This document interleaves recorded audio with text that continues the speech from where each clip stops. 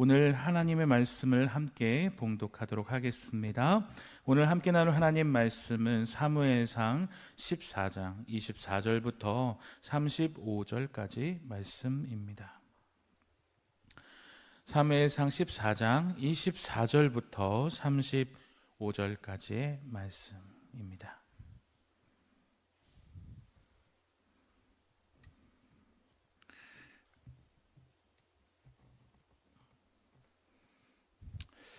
다 찾으신 줄 알고 우리 한 목소리로 하나님의 말씀을 함께 받도록 하겠습니다. 이날에 이스라엘 백성들이 피곤하였으니 이는 사울이 백성에게 맹세하여 경계하여 이르기를 저녁 곧 내가 내 원수에게 보복하는 때까지 아무 음식물이든지 먹는 사람은 저주를 받을지어다 하였음이라. 그러므로 모든 백성이 음식물을 맛보지 못하고 그들이 다 수풀에 들어간즉 땅에 꿀이 있더라. 백성이 수풀에 들어갈 때에 꿀이 흐르는 것을 보고도 그들이 맹세를 두려워하여 손을 그 입에 대는 자가 없었으나 요나단은 그의 아버지가 백성에게 맹세하여 명령할 때에 듣지 못하였으므로 손에 지닌 지팡이 끝을 내밀어 벌집에 꿀을 찍고 그의 손을 돌려 입에 대매 눈이 밝아졌더라. 그때 백성 중 한 사람이 말하여 이르되 당신의 부친이 백성에게 맹세하여 엄히 말씀하시기를 오늘 음식물을 먹는 사람은 저주를 받을지어다 하셨나이다. 그러므로 백성이 피곤하였나이다 하니 요나단이 이르되 내 아버지께서 이 땅을 곤란하게 하셨도다. 보라, 내가 이 꿀 조금을 맛보고도 내 눈이 이렇게 밝아졌거늘 하물며 백성이 오늘 그 대적에게서 탈취하여 얻은 것을 임의로 먹었더라면 블레셋 사람을 살육함이 더욱 많지 아니하였겠느냐. 그날에 백성이 믹마스에서부터 아얄론에 이르기까지 블레셋 사람들을 쳤으므로 그들이 심히 피곤한지라. 백성들이 이에 탈취한 물건을 달려가서 양과 소와 송아지들을 끌어다가 그것들을 땅에 잡아 피채 먹었더니 무리가 사울에게 전하여 이르되 보소서 백성이 고기를 피채 먹어 여호와께 범죄하였나이다. 사울이 이르되 너희가 믿음 없이 행하였도다. 이제 큰 돌을 내게로 굴려오라 하고 또 사울이 이르되 너희는 백성 중에 흩어져 다니며 그들에게 이르기를 사람은 각기 소와 양을 이리로 끌여다가 여기서 잡아 먹되 핏째로 먹어 여호와께 범죄하지 말라 하라 하매 그 밤에 모든 백성이 각각 자기의 소를 끌어다가 거기서 잡으니라. 사울이 여호와를 위하여 제물을 쌓았으니 이는 그가 여호와를 위하여 처음 쌓은 제단이었더라. 아멘. 오늘 말씀을 시작하기 전에 저는 이 말씀을 준비하면서 오늘 말씀의 주인공인 사울의 모습을 보다가 자연스럽게 이 드라마가 생각났습니다. 2014년에 방송했었던 미생이라는 드라마입니다. 보신 분들도 계실 것이고 원작이 웹툰으로 되어 있어서 웹툰을 보신 분도 계실지 모르겠습니다. 이 드라마의 주인공은 장그래라는 청년입니다. 이 청년은 프로 바둑 기사를 준비하다가 프로 입단에 실패한 후에 냉혹한 현실에 던져집니다. 그 냉혹한 현실이 바로 직장입니다. 그런데 이 청년의 신분은 인턴이에요. 그래서 어떻게 하면 이 인턴에서 벗어나서 안정적인 직장을 얻을 수 있을까? 이것이 이 청년의 가장 큰 목적인 것이죠. 그래서 끊임없이 자신의 존재의 가치를 증명하려고 외칩니다. 난 이 회사에 필요한 존재, 즉 월급을 지불하여서 직원으로 남아 있을 자격이 있는 존재라는 것을 보여주기 위한 존재다. 미생에서 완생이 되기 위해서 끊임없이 노력하는 이 장그래의 모습은 청년들이 저렇게 치열하게 살아가는구나 라는 청년들을 이해하는 계기가 되었다라고 하는 사람들도 있었는 반면에 이런 말도 있더라고요. 마치 내 모습을 보는 것 같아서 짠했다. 이런 표현도 있었습니다. 제가 이 이야기로 왜 설교를 시작하냐면 오늘 본문에 나와 있는 사울의 모습이 마치 오늘 보여드렸던 드라마의 주인공 장그래의 모습과 자꾸 겹쳐 보였기 때문이죠. 장그래는 인턴으로서 나는 이 회사에 꼭 필요한 존재, 이 회사에서 정직원이 돼도 좋을 존재라는 것을 끊임없이 입증해야 하는 존재였다면 오늘 본문에 나와 있는 사울은 나는 왕이 되어야 할 존재, 나는 왕으로서의 자격이 있는 존재라는 것을 끊임없이 보여주어야 하는 존재가 바로 오늘 본문에 나와 있는 사울입니다. 오늘 시간이 되시는 분들은 오늘 저희가 전체 본문을 다 읽지 않았기 때문에 시간이 되시면 꼭 13장, 14장, 사무엘상 13장, 14절 말씀을 꼭 읽어보셨으면 좋겠는데 시간 관계상 천천히 풀어보면 좋겠지만 부교육자가 설교할 때 좋은 점은 이런 거 아니겠습니까?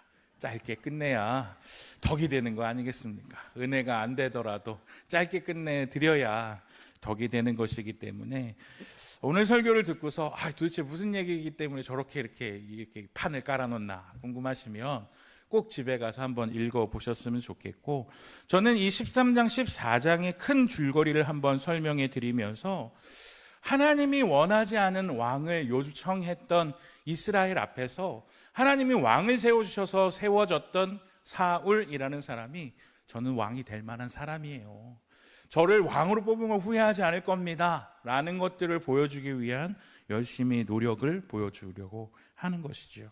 그런데 이 사울은 장그래처럼 나는 왕이 될 만합니다 라는 것을 보여주려고 이 13장 14장에서 부단히 노력하는데 마치 이 첫 번째 시작부터 단추를 잘못 꿰게 되는 거예요. 이 첫 번째 잘못된 단추는 무엇이냐면 자기가 하나님 대신에, 선지자 대신에 자기가 번제를 드렸다라는 것입니다. 먼저 상황을 한번 설명해 드리도록 할게요. 사울이 첫 번째로 그의 왕이 되어서 전쟁을 치르게 됩니다. 그 전쟁의 대상은 누구였냐면 블레셋이었어요. 이 블레셋으로 말하자면 한마디로 강력한 무기를 가진 상대였습니다. 블레셋으로 하면 철기 문명을 가지고 있었거든요. 그런데 이스라엘에서는 철기 무기를 갖고 있는 사람이 왕인 사울 그리고 왕자인 요나단밖에 없을 정도였어요. 그런데 갑자기 전쟁이 벌어지게 됩니다. 그래서 이 사울이 군대를 모았는데 아마도 상비군으로 추측됩니다. 이 상비군이 이스라엘에는 무려 3,000명의 군사가 있었습니다. 어떻게 보면 꽤 많은 군대죠. 3,000명.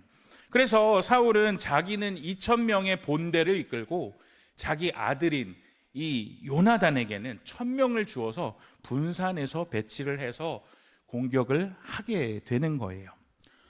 그랬더니 이스라엘 백성들이 참 멋진 것 같아요. 우리 왕이 전쟁에 나가니까 우리도 좀 가서 도와주자. 상비군이 아니라 자원병들이 모집되기 시작합니다. 길갈에 모여서 왕을 도와주자라는 사람이 생겨난 거죠. 그랬더니 이 블레셋에서 그러면 우리도 가만히 있을 수 없지? 라고 하면서 전쟁에 사람들을 끌어오게 됩니다. 자, 상대편 전력을 보여드릴게요. 병거, 철로 된 병거입니다. 3만 대. 이스라엘에서는 철로 된 무기가 칼이 왕자 하나밖에 없는데 철로 된 마차가 3만 대가 있었고요. 말을 끌고 다니는 군사가 6,000명. 일반 군인은 해변의 모래와 같았다라는 겁니다. 이제 저를 보여주셔도 될 것 같아요. 저 지도 잘 안 보이니까 잠깐만 보여주세요. 쉽게 얘기하면 36,000명 대 3,000의 대결. 이제 계산이 정확하신 분들은 딱 나오겠죠. 1대 몇일까요? 이렇게 12대 1입니다. 제가 계산해 봤어요. 전설의 그 12대 1로 붙어서 이길 정도, 한 사람이 12명을 잡아야 이길 수 있는 건데 일반 군사가 아니라 말을 타고 싸우고 병거를 타는 거예요. 쉽게 말하면 오늘날로 따지자면 총을 들고 싸우는 사람 앞에서 탱크와 미사일을 가지고 공격하는 사람들 12대 1로 붙게 되는 겁니다. 그러니까 이게 이길 수 없는 거예요. 제가 제 주변에 싸움 좀 잘하는 사람한테 한번 물어봤거든요. 싸움을 한 명이서 싸우면 몇 명까지 이길 수 있나요? 그랬더니 이분이 나 싸움 잘하니까 3명 정도는 이길 수 있어 이렇게 얘기하더라고요. 보통 사람은 아무리 싸움을 잘해도 3명, 4명을 이길 수가 없대요. 그런데 이 군대의 싸움은 무려 12명을 이겨야지만 동률이 되는 전쟁입니다. 한마디로 해봤자 게임이 안 되는 싸움인 거예요. 이렇게 되니까 이 믿었던 자기를 따르던 이스라엘 백성들이 어떤 행동을 하는지 한번 보시겠습니까? 6절과 7절 말씀인데요. 같이 한번 읽어볼까요? 시작.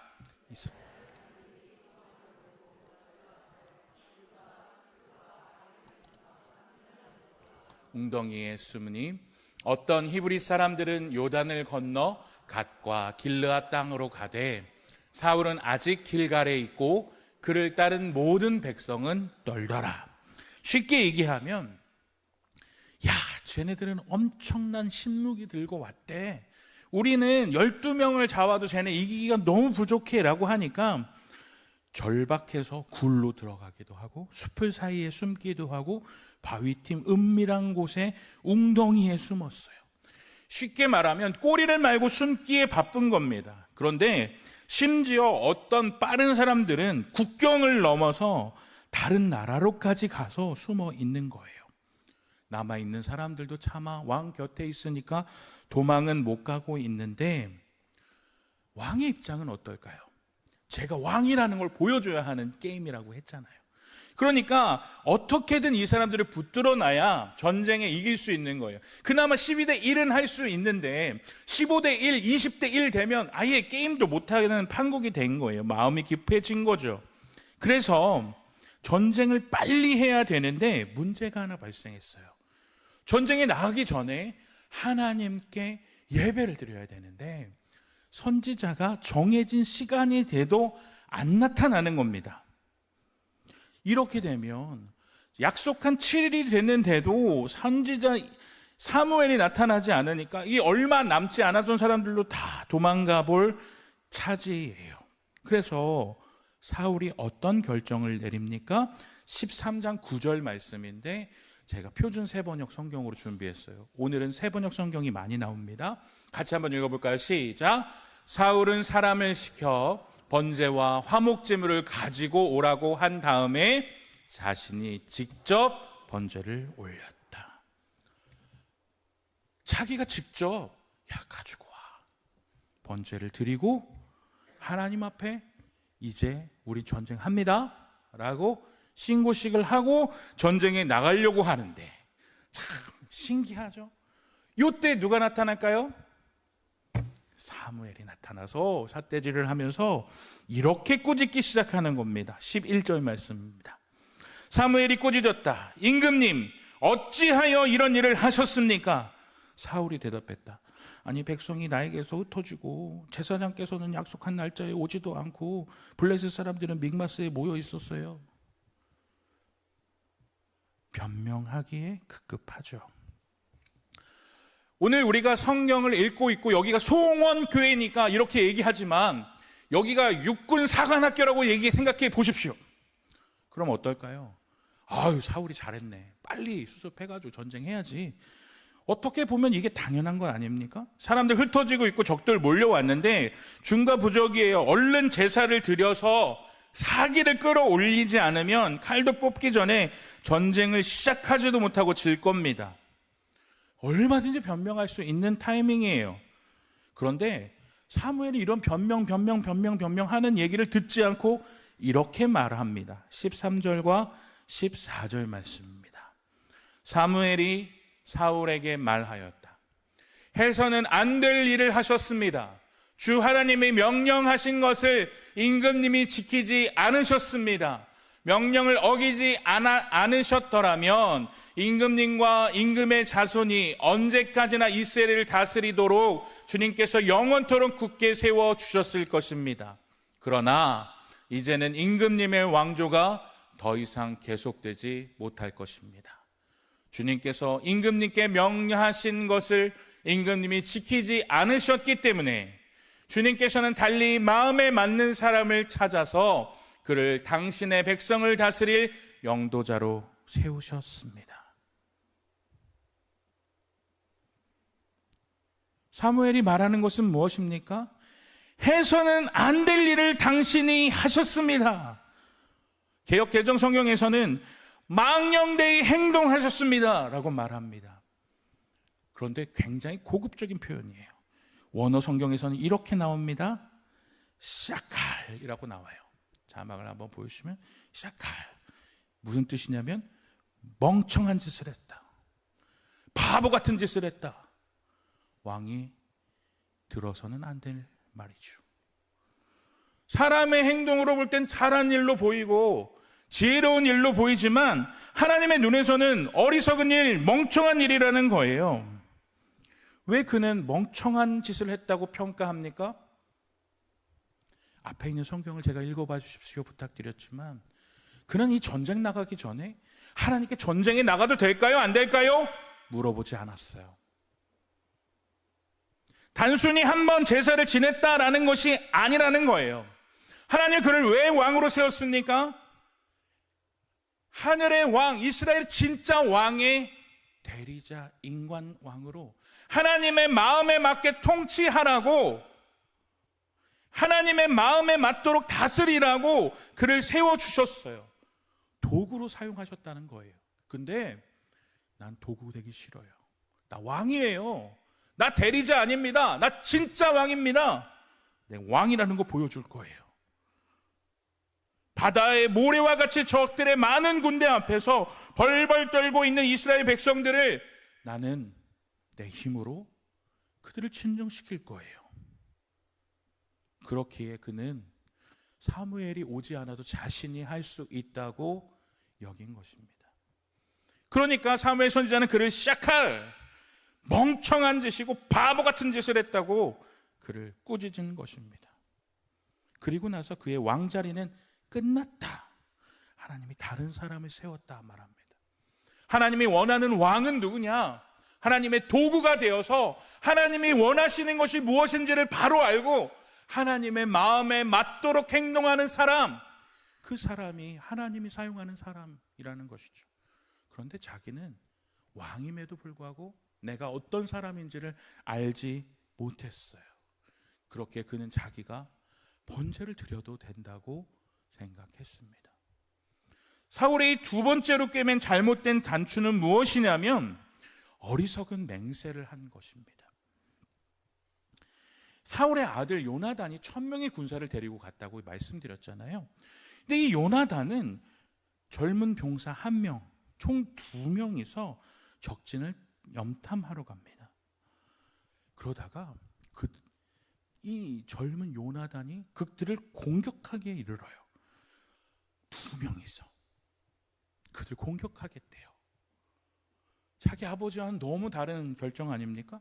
근데 이렇게 그가 행동한 일의 배경에는 이렇게 그의 생각이 머물러 있다는 거예요. 사무엘상 14장 6절 말씀입니다. 같이 한번 읽어볼까요? 시작. 요나단이 무기를 든 젊은 병사에게 말하였다. 저 할례 받지 않은 이방인의 전초 부대로 건너가자. 주님께서 도와주시면 승리를 거둘 수도 있다. 주님께서 허락하시는 승리는 군대의 수가 많고 적음에 달려있지 않다. 아버지보다 훨씬 나은 사람이죠. 아버지는 그 한두 명이 도망갈까봐 어차피 이기지도 못할 전쟁에 그 몇 명을 붙들기 위해서 하나님 뜻도 어기고 자기가 모든 걸 할 수 있다고 얘기하는 사람, 그래야 전쟁에 이길 수 있다고 생각하는 사람인데 요나단은 뭐라고 얘기해요? 하나님이 마음이 원하시면 우리 승리할 수 있어. 주님이 허락하시는 승리는 군대가 많고 적고에 달려있지 않아 라고 말합니다. 그래서 그는 절벽을 기어 올라가요. 그리고 단 둘이서 공격하여 20명 정도의 적군을 죽이는 전공을 올렸습니다. 제가 3-4명 이기는 것도 힘들다고 했잖아요. 단 둘이서 기습작전을 벌여서 20명을 이겨요. 에이, 뭐 또 20명 가지고 너무 또 뻥튀기를 하고 기도했으니까 좋게 포장해 주시려고 애쓰는구나 라고 생각하실 텐데, 그걸로 끝이 아니었다는 거예요. 15절과 16절 말씀을 제가 읽어드립니다. 이때의 블레셋 군인들은 진 안에 있는 군인들이나 싸움터에 있는 군인들이나 전초부대에 있는 군인들이나 특공대의 군인들이나 모두가 공포에 떨고 있었다. 땅마저 흔들렸다. 하나님이 보내신 크나큰 공포가 그들을 휘감았다. 베냐민 지역의 기브아에서 망을 보는 사울의 파수꾼들이 건너가 보니 수많은 블레셋 군인들이 아우성을 치며 이리저리 몰려다니고 있었다. 이들이 생각할 때 2명이 기습공격할 리가 없다고 생각하는 거예요. 이 2명은 앞으로 몰려올 대군사의 선발대라고 생각한 겁니다. 그러니까 당황하여서 서로가 서로를 찔러 죽이기 시작합니다. 혼란에 빠져서 서로를 향해 칼질을 하게 됩니다. 이 모든 것들은 그 2명의 용감함 때문이 아니라 하나님이 보내신 공포 때문이었다는 거예요. 요나단이 말했던 것처럼 주님이 허락하시는 승리는 군대의 수가 많고 적음에 달려있지 않고 주님이 도와주시면 승리하고 도와주시지 않으면 패한다라는 것을 그가 직접 보여주었고, 하나님은 그의 믿음에 합당히 응하셨던 것이죠. 그래서 전쟁은 순식간에 반전되게 됩니다. 지도를 한번 보여주실 텐데, 전쟁이 쳐들어왔던 이 불가능한 전쟁이 승리를 거두게 됩니다. 저 블레셋 진영에 있는 사람들이 도망가게 되고, 사울은 아무것도 한 거 없이 아들이 하나님의 도우심을 붙들어서 이끌고 왔던 이 전쟁을 따라가면서 승리를 이끌어내기에 이르르죠. 사무엘상 14장 23절 말씀인데요, 그날에 주님께서 이렇게 이스라엘 백성들을 구원하셨다. 전쟁은 벳아웬 너머에까지 번졌다. 불가능해 보이는 전쟁에 승리가 다가옵니다. 그것을 사울은 못 본 게 아니라 그것을 저 반대쪽에서 보고 있었어요. 이때 사울이 어떤 생각을 해야 됐을까요? 그렇구나. 전쟁의 승리는 숫자가 아니구나. 하나님이 요나단과 같은 사람도, 저 아들도 사용하셨거늘 내가 하나님의 마음을 잘 몰랐구나. 회개해야 되지 않았을까요? 그런데 그는 더 어리석은 결정을 합니다. 사무엘상 14장 24절, 이날에 이스라엘 백성이 피곤하였으니 이는 사울이 백성에게 맹세시켜 경계하여 이르기를 저녁 곧 내가 내 원수에게 보복하는 때까지 아무 음식물이든지 먹는 사람은 저주를 받을지어다 하였습니다. 그러므로 모든 백성이 음식물을 맛보지 못하고. 왕이 돼서 백성들한테 내린 명령이 베다웬까지 30km가 넘는 거리를 공격하고 싸움하면서 모든 에너지를 소모하고 갔어요. 그냥 3명, 4명 이기는 것도 어려운데 수십 명을 싸워서 이기면서 거기까지 끌고 내려갔는데, 왕이 무슨 명령을 내려요? 내 원수에게 보복하는 때까지 아무 음식물이든지 먹는 사람은 저주를 받을지어다. 근데 중요한 것은 이 맹세의 대상이 누구냐라는 거예요. 내가 내 원수에게 보복하는 때까지. 하나님과 전혀 무관한 금식을 요구하는 거예요. 바꿔서 말하면 이런 생각인 거죠. 여기서 백성들이 금식하면서 저들을 공격하면 하나님 우리의 열심과 종교적 이 마음과 이 뜨거운 마음을 알아주시고 승리할 수 있도록 도와주실 거야. 그러니까 다 금식해.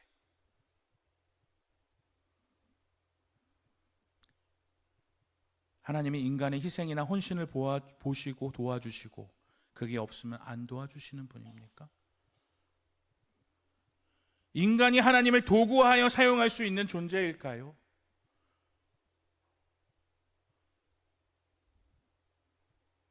그래서 그에게는 문제가 발생해요.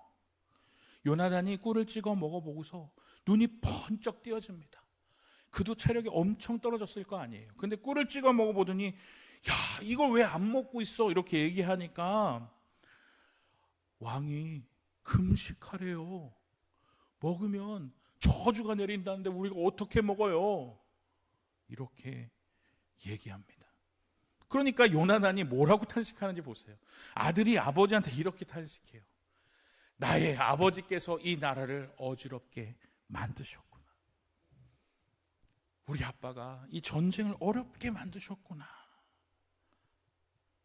아마도 요나단은 아버지가 어떤 마음으로 금식하라고 했는지를 알았던 것 같아요. 그러니까 아버지께서 이 나라를 금식하지 않아도 하나님의 도구로 사용되면 이기는 건데 아버지께서 이 전쟁을 너무나도 어렵게 만들었구나. 안타까운 마음을 만들어요. 31절을 보면 그들은 매우 피곤했다라고 말하는데 이 단어가 우프라는 단어를 써요. 근데 이 우프라는 단어의 원래 뜻은 뭐냐면 날아가 버리다라는 뜻이에요. 그러니까 이 단어의 뜻대로 보면 너무 힘들어가지고 이 정신이 날아가 버린 상태인 거예요. 너무 힘들었고 멍하니 있는 거죠. 누구 때문에 이렇게 됩니까? 왕 때문이에요. 이스라엘 백성들이 너무 허기지니까 이 날에 금식하라고 얘기했으니까 해가 딱 떨어짐과 동시에 달려들어서 짐승들을 죽이기 시작합니다. 왜 해가 딱 떨어지자마자 했냐면 이스라엘 백성들의 날의 개념은 12시부터가 날이 아니라 해가 떨어지면 그 다음 날이 시작되는 거거든요. 그러니까 해가 딱 떨어졌으니까 야, 왕이 얘기한 거 끝났어! 짐승 잡아! 막 소도 잡고 돼지도 잡고 막 돼지 잡으면 안 되죠. 소 잡고 양 잡고 막 송아지 끌고 가다가 땅바닥에 딱 놨는데 빨리 먹어야 되는데 피가 안 빠지는 거예요. 원래대로라면 이 커다란 돌 위에다가 이렇게 모가지를 올려놓고 이 모가지를 이렇게 좀 잔인해서 좀 여기 청소년이 없으니까 이렇게 탁 하면 피가 쭉 빠지잖아요. 온몸에 피가 빠진대요. 그러면 돌 위에서 피가 더 이상 안 떨어질 때까지 이렇게 보관하고 있다가 피가 더 이상 안 떨어지면 그 고기를 먹어야 피채 먹지 않는 거가 되는 겁니다. 근데 배가 고파갖고 눈이 돌아가니까 언제 기다리고 있어. 그러니까 신용만 해가지고 야, 여기다 놨다 놓고 야, 피 다 빠졌다 하면서 고기 막 구워갖고 먹고 있는 거예요. 생채로 먹는지 모르겠지만. 그러니까 이게 너무 심각해 보이니까 몇몇이 왕에게 가서 알립니다. 33절을 보면 보십시오, 백성들이 핏째로 고기를 먹어 주님께 죄를 지었습니다. 사울이 말하였다. 당신들은 하나님을 배반하였소. 진짜 승질나지 않습니까? 누구 때문에 이렇게 됐는데 너네 누가 그렇게 하라 그랬어? 하나님 말씀대로 해야지. 난 그렇게 한 적 없다. 진짜 뻔뻔한 리더인 거죠. 애초에 금식이 누구를 위한 거였습니까? 하나님 위한 거였나요? 아니에요. 전쟁에 이기기 위해서 자기를 위한 거였어요. 나의 원수와 대적을 위해서라고 했잖아요. 그 맹세를 모르고 어겼던 요나단이 죄가 있을까요? 없을까요? 모르고 어겼으니까 죄가 없어요. 그러면 피채 먹은 백성들은 죄가 있습니까? 없습니까? 있습니다. 죄를 저지른 건 맞아요. 그런데 그들이 피채 먹도록 만든 사람에게 죄가 있을까요? 없을까요? 있어요. 더 커요. 죄 짓도록 만들었으니까 이 사람의 죄가 더 큰 거예요. 아니요, 그가 인간적인 욕심과 하나님 이용하지 않았다면 백성은 죄 짓지 않았어요. 그의 인생은 한마디로 샤칼의 인생이에요. 멍청한 인생, 어리석은 인생. 왜 그를 샤칼의 인생이라고 합니까? 하나님도 도구로 사용하고 백성도 도구로 사용하는 존재라는 거예요. 도구로 사용받아야 하는 왕임에도 불구하고 하나님도 도구로 쓰고, 전쟁에 이기기 위해서 백성도 도구로 쓰고, 자기의 의로움을 드러내기 위해서 왜 그랬어? 왜 피채 먹었어? 샤칼과 같은 리더였다는 거예요.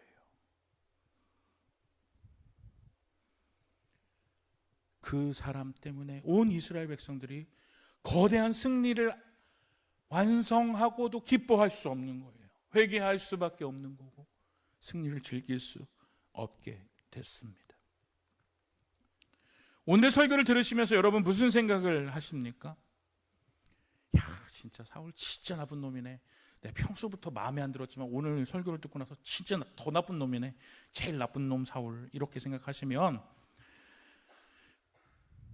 너무 1차원적으로 생각하는 거겠죠. 나에게 한번 적용하는 3차원적으로 말씀을 봅시다. 나에게도 사울과 같은 부분이 있지 않은가? 나도 하나님을 사용받는 도구로 부르심을 받았는데 하나님을 도구로 사용하는 사울과 같은 모습이 있지 않는가 생각해 봐야 돼요. 그런데 여러분 한 가지 생각해 볼까요? 사울이 자기가 하나님 사용하고 있다, 도구로 쓰고 있다라고 생각했을까요?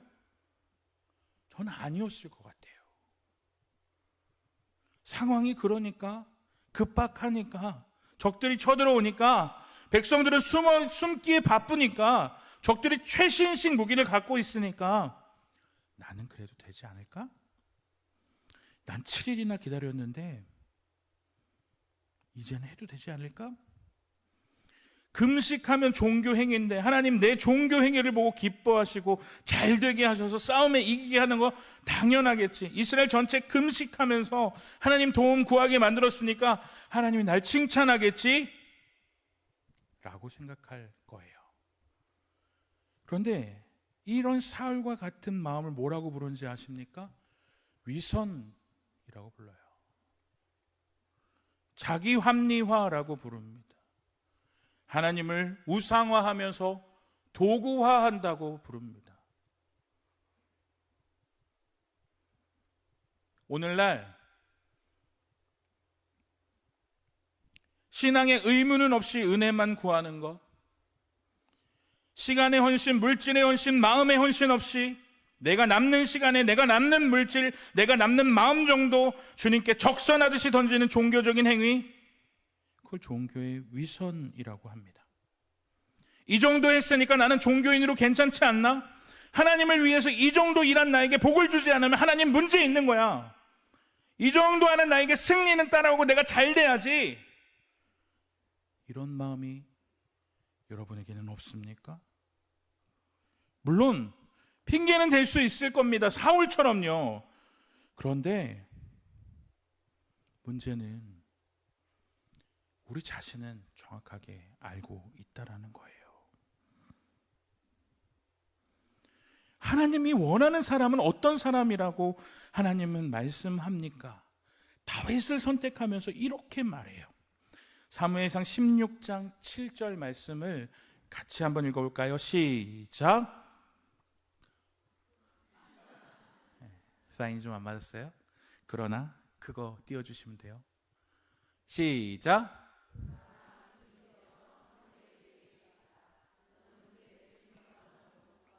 큰 키만을 보아서는 안 된다. 그는 내가 세운 사람이 아니다. 나는 사람이 판단하는 것처럼 그렇게 판단하지는 않는다. 사람은 겉모습만을 따라 판단하지만 나 주는 중심을 본다. 하나님이 사울을 버리고 나서 왕을 뽑으려고 이새의 집에 갔을 때 이 이새의 첫 번째 아들 엘리압을 보고서 사무엘이 이렇게 얘기해요. 야, 왕감이네. 키도 크고 얼굴도 훤칠하고 이런 사람이 왕이 되면 좋겠어. 그때 하나님이 이렇게 얘기해요. 야, 나는 겉모습 보지 않고 중심을 봐. 너는 외모를 보지. 이 외모를 본다고 했을 때 사울의 외모를 묘사했을 때 사용하는 단어와 똑같은 단어를 써요. 너는 겉으로 보는 것만 보지 하나님이 중요하게 보는 건 뭐냐? 바로 레밥, 마음이라는 거예요. 이 마음이라는 단어를 직역하면 이런 뜻이 돼요. 사람은 눈에 보이는 것을 따라보지 나는 마음을 따라봐 라고 말하는 거예요. 주님이 보시는 사람, 주님이 찾으시는 사람은 하나님의 마음과 같은 사람이라는 거예요. 다윗은 그런 사람이었어요. 사울은 눈으로 보이는 것만 그래 보였던 사람이었고, 다윗은 마음이 하나님과 같았던 사람이에요. 사람들은 겉에 속아요. 큰 키, 얼굴도 잘생기고 목소리도 좋고 훌륭한 스펙을 갖고 있으면 좋은 왕감이라고 생각해요. 그런데 하나님을 속일 수는 없어요. 하나님이 원하는 것은 도구로 사용하는 자가 아니라 하나님의 도구로 사용될 수 있는 자를 원하십니다. 하나님은 사울을 원하지 않으세요. 다윗을 원하세요. 비록 잘나지 못해도 마음이 하나님과 같아지려는 사람, 마음이 주님을 따라가려고 애쓰는 사람, 그런 사람이 하나님이 사용하는 사람이라는 거예요. 하나님은 왕을 군림하라고 만들어 놓은 것이 아니라 하나님은 도구로 사용하는 사람을 도구로 사용하기 위해서 만드신 것이지 나를 도구로 쓰라고 만들어 놓으신 분이 아니라는 거예요. 우리가 주님의 마음을 알고 따라가기 원하고 그분과 교제하기 원하고 그분의 마음이 어떨까? 내 마음이 원하는 것과 다를지라도 하나님의 마음이 어떤 것인지를 알기에 주님의 마음을 따라가는 사람, 하나님은 그런 사람을 왕이라, 하나님의 도구라, 하나님의 사람이라 부르십니다. 사랑하는 송원교회 여러분, 우리는 겉모습이 훌륭한 사람이 아닙니다. 저는 그렇습니다. 그거는 어떻게 할 수 없어요. 중요한 건 우리의 외모가 아니라 레밥, 마음이에요. 마음이 주님을 따라가기 원하고 주님과 같아지기 원하고 주님과 함께하는 사람이 바로 샤칼, 멍청한 인생이 아니라 다윗처럼 하나님을 따라가는 인생입니다. 사랑하는 여러분, 주님은 주님을 도구로 사용하는 사람을 원치 않으십니다. 기꺼이 내 뜻과 다르더라도 도구로 사용되기를 기뻐하는 사람, 하나님이 원하신다면 그 마음에 맞게 살아가는 사람이 되기를 원하십니다. 오늘 말씀을 통해서 주님의 마음을 좀 깨달으시고, 주님, 내가 주님이 원하는 것보다 내가 원하는 대로 주님을 사용했었네요. 내가 원하는 대로 되지 않으면 하나님 원망하고, 내가 원하는 대로만 해주길 원했고 그대로 되지 않으면 하나님을 원망하면서 살았던 모습이, 사울과 같은 모습이, 샤칼과 같은 모습이 저에게 있었네요. 내 뜻과 다르더라도 주님의 마음에 내 마음을 맞춰가는 다윗과 같은 그런 복된 삶이 되기 원합니다. 결단하시는 오늘 이 저녁이 되기 원합니다. 다른 곳에 있는 우리의 마음을 주님께로 돌이키며, 주님, 내가 다윗처럼 주님의 마음을 담기 원합니다 고백하면서 우리 이 시간 함께 찬양하며 나아가겠습니다. 내 마음이, 내 백성이 나를 떠나 돌아섰지만 내 사랑이 내 백성을 포기하지 못하니 내 모든 것 내어주고 나 그들을 얻으리라. 우리를 기다리시고 우리의 마음에 맞추길 원하시는 주님께 돌아갑시다. 그 주님의 마음을 알기 원하면서 우리 사랑으로 고백하며 찬양으로 나아가도록 하겠습니다.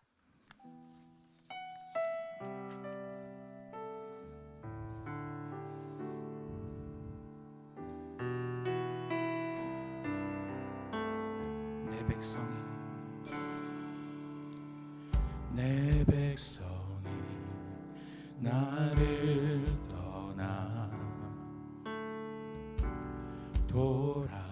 돌아섰지만 내 사랑이 내 백성을 보기 못하니 내 모든 것 내어주고 내 모든 것 내어주고 나 그들을 얻으리라 여호와께 돌아가자 우린 돌아서도 그는 변치 않네 여호와께 돌아가자 우린 넘어져도 그 사랑 여호와께 돌아가자 여호와께 돌아가자 우린 돌아서도 그는 변치 않네 여호와께 돌아가자 우린 넘어져도 그 사랑 영원하네 사랑은 오래 참고 사랑은 오래 참고 자신을 내어주네 서로 사랑할 때 세상은 주보네 사랑은 절대 지지 않네 사랑은 오래 참고 사랑은 오래 참고 사랑을 내어주네 서로 사랑할 때 세상은 주보네 사랑은 절대 지지 않아 여호와께 돌아가자 우린 돌아서도 그는 변치 않네 여호와께 돌아가자 우린 넘어져도 그 사랑 우리 가슴에 손을 올리고 여호와께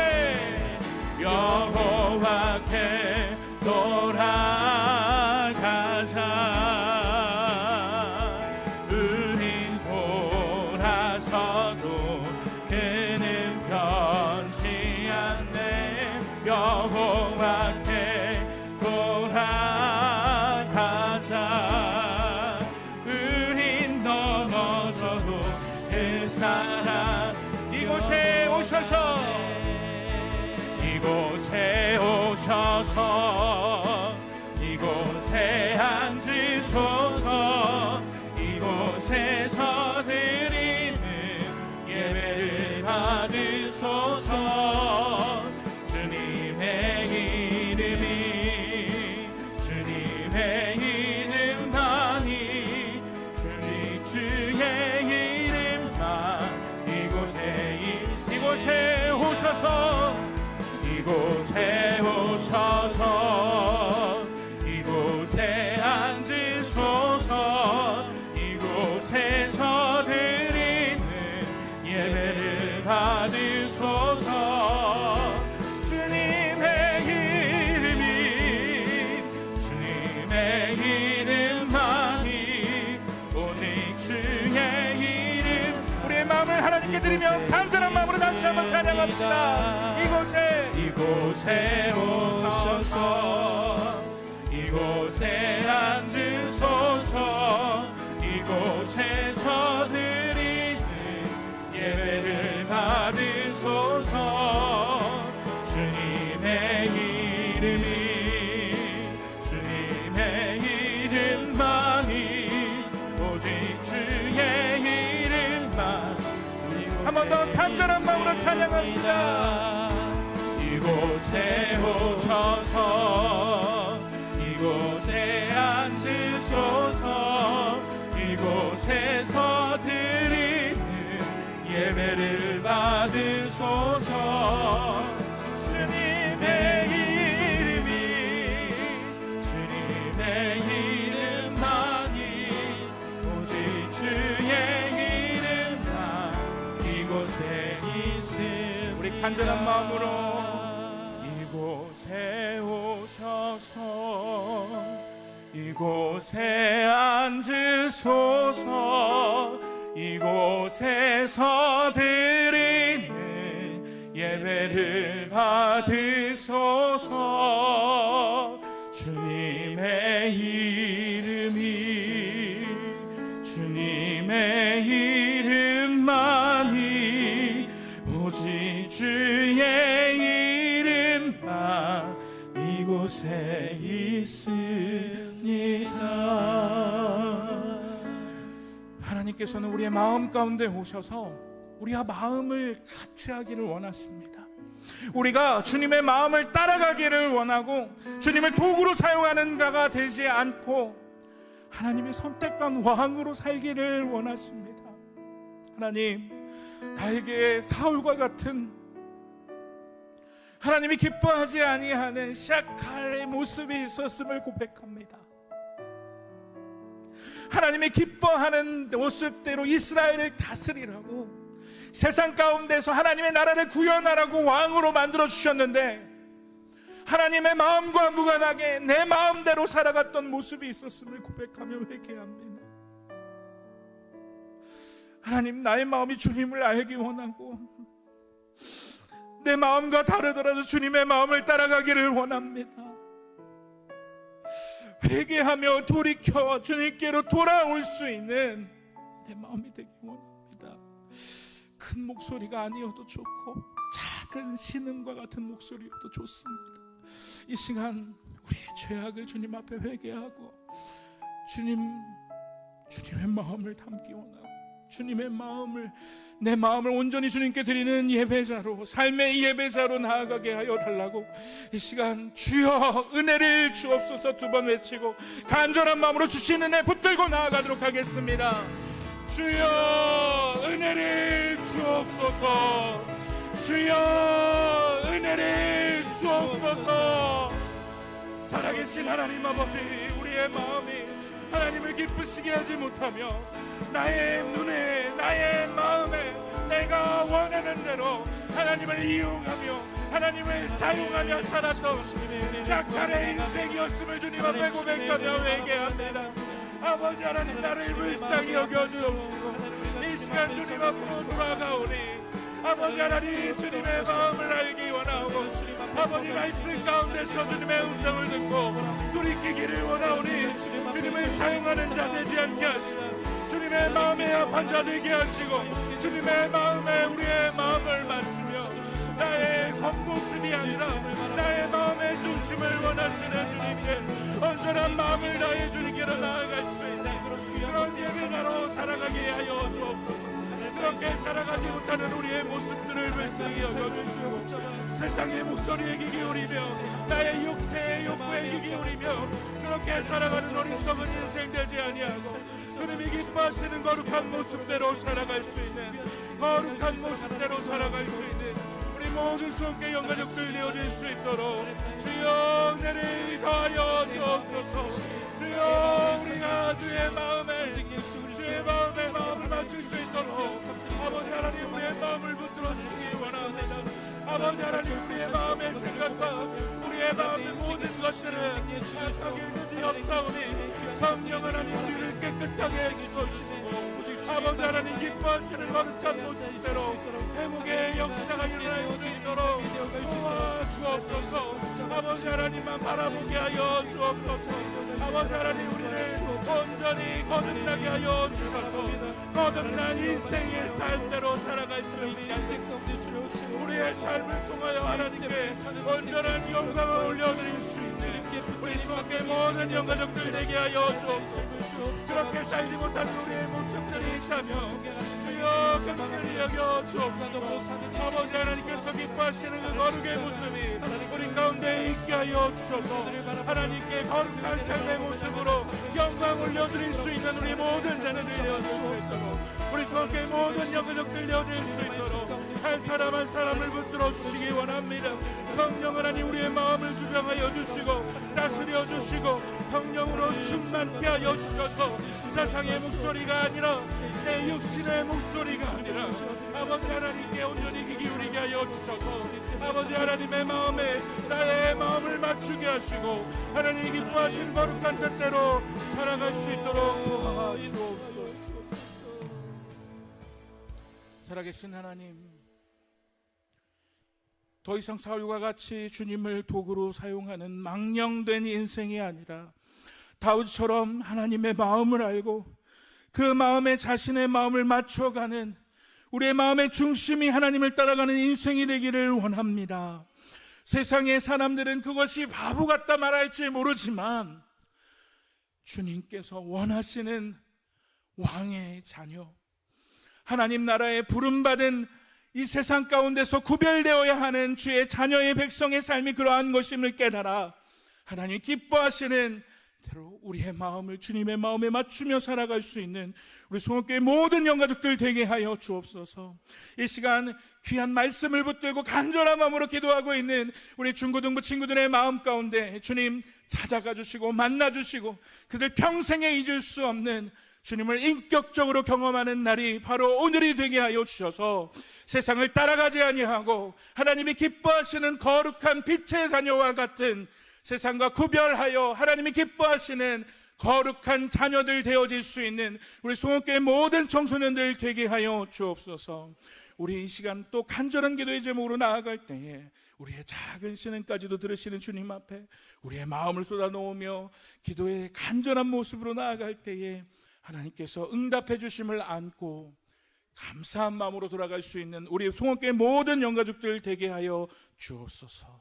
예수 그리스도의 거룩하신 이름 받들어 간절히 기도하옵나이다. 아멘.